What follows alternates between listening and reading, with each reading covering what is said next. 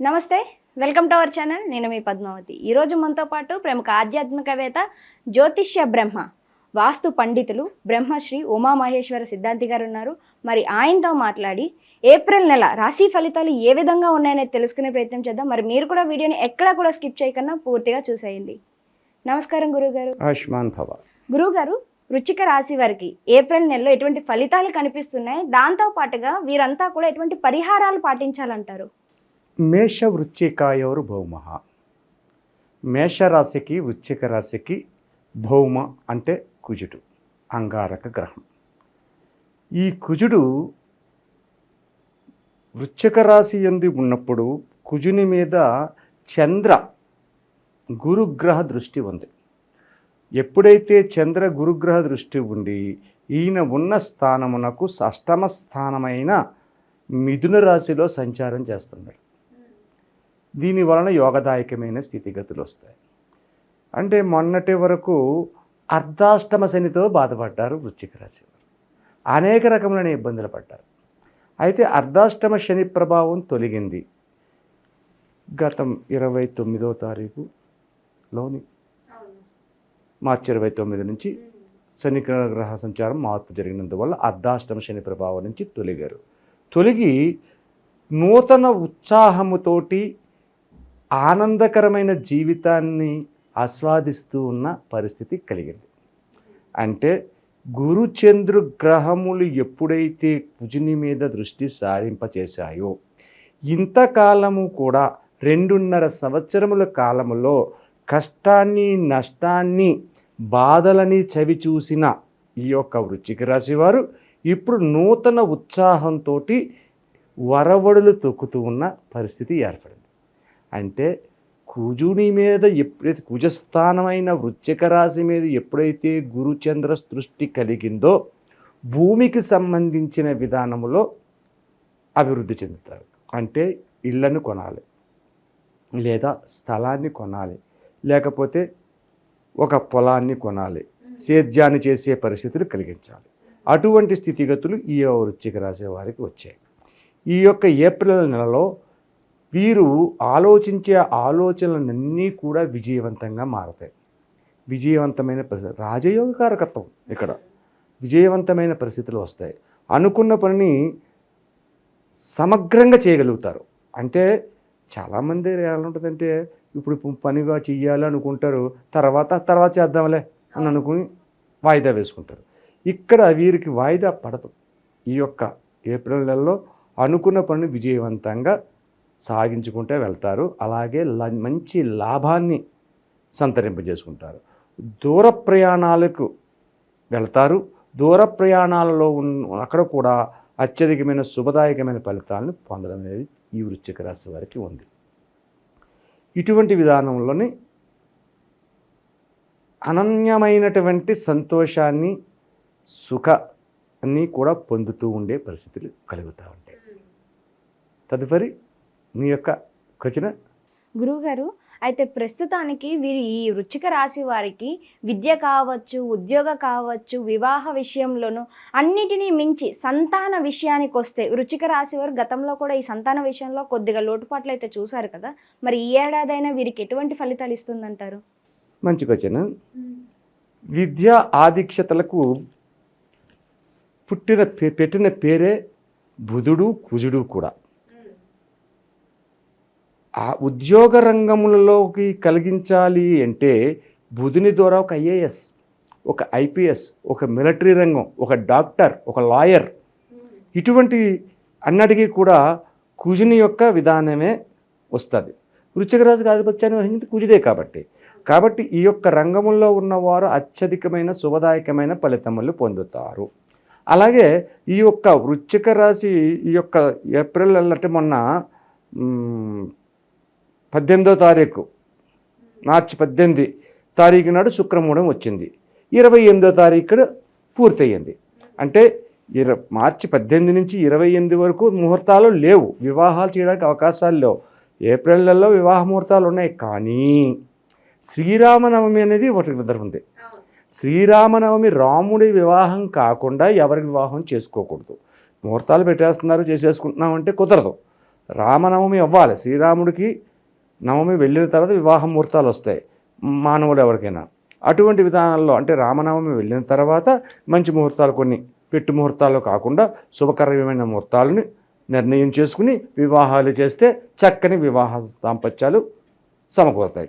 ఇక సంతాన విధానంగా ఉండాలి అంటే మొన్నటి వరకు కూడా జరిగిన విధానంలో అర్ధాష్టమ శని ప్రభావం వల్ల అనేక రకములైన ఇబ్బందులు కలిగినందువలన వీరికి సంతాన యోగ్యతాభావాన్ని కొంచెం వెనకంజ వేశారు.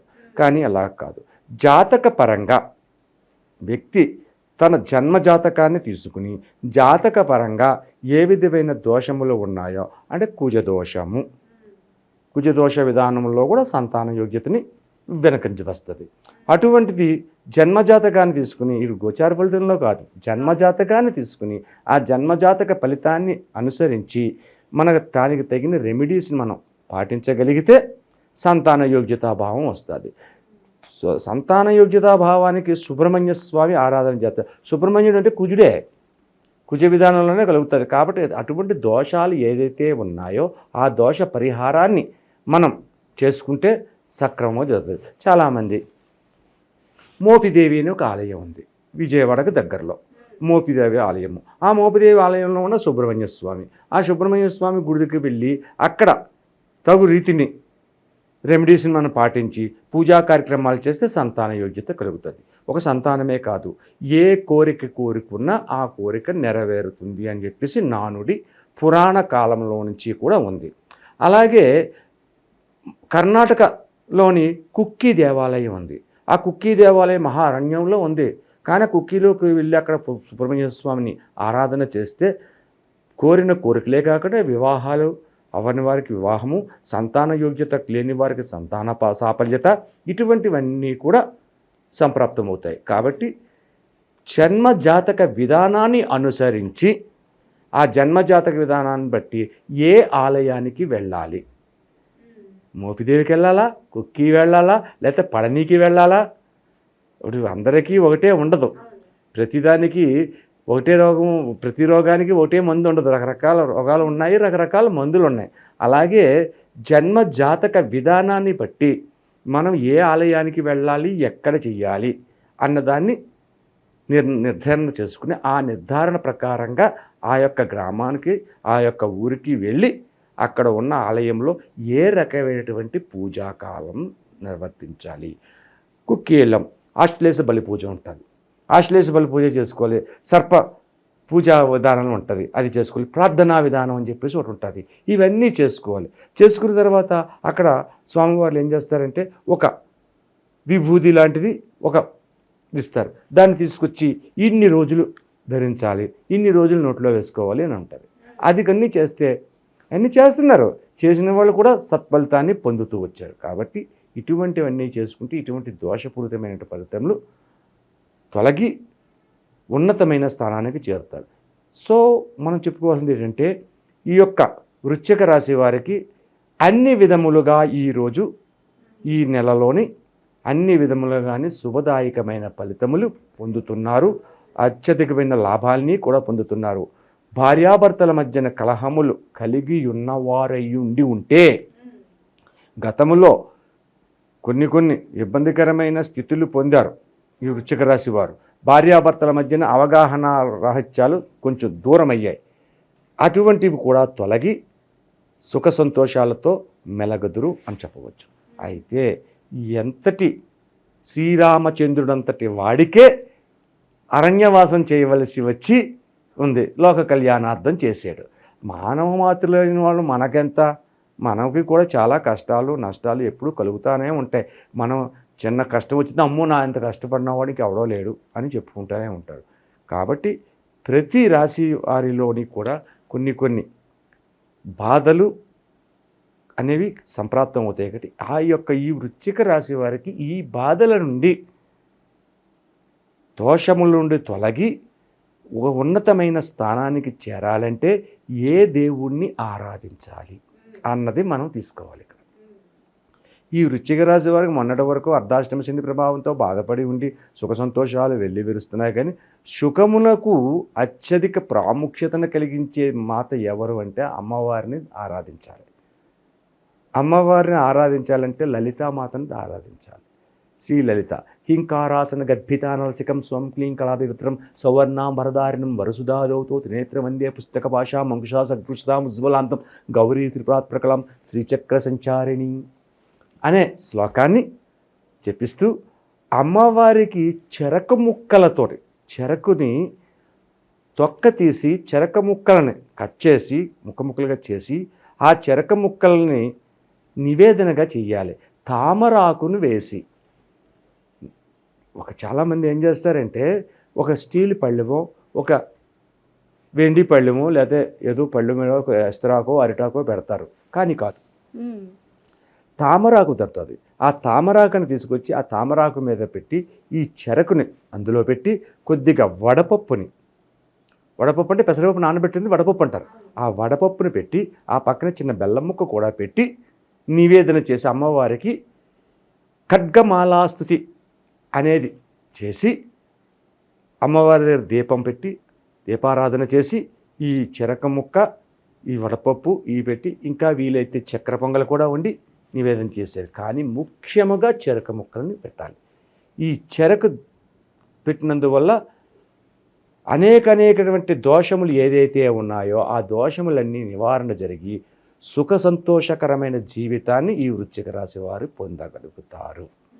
ఇది స్కాంద పురాణంలోని పద్మపురాణంలోని కూడా చెప్పబడినటువంటి రెమెడీ.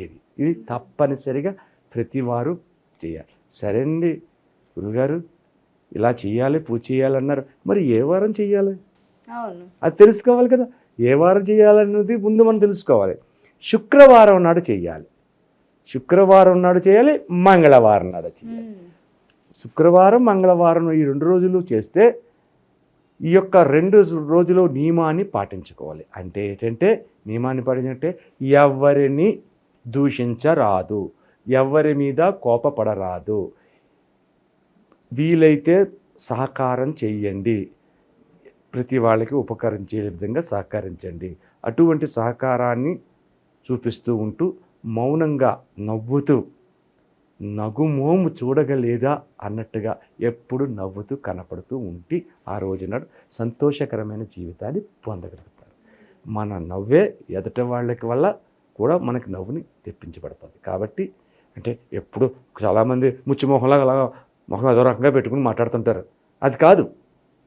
సుఖ సంతోషాలు కలగాలి అంటే మందగమనం అటువంటి విధంగా ఉండి ఈ నియమాన్ని పాటించుతూ శుక్ర మంగళవారాల్లో ఈ యొక్క లలితాదేవి ఆరాధన చేస్తే చక్కటి సుఖ సంతోషాలు కలిగిన జీవితాన్ని పొందగలుగుతారు. చాలా చక్కగా వివరించారు. అయితే ఈ వృశ్చిక రాశి వారు ఎటువంటి పరిహారాలు చేయాలి అనేది విషయంలో మాత్రం చాలా చక్కగా వివరించారు, ప్రతి ఒక్కరికి అర్థమయ్యే రీతిలో. ధన్యవాదాలు గురువుగారు. ఆయుష్మాన్ భవ.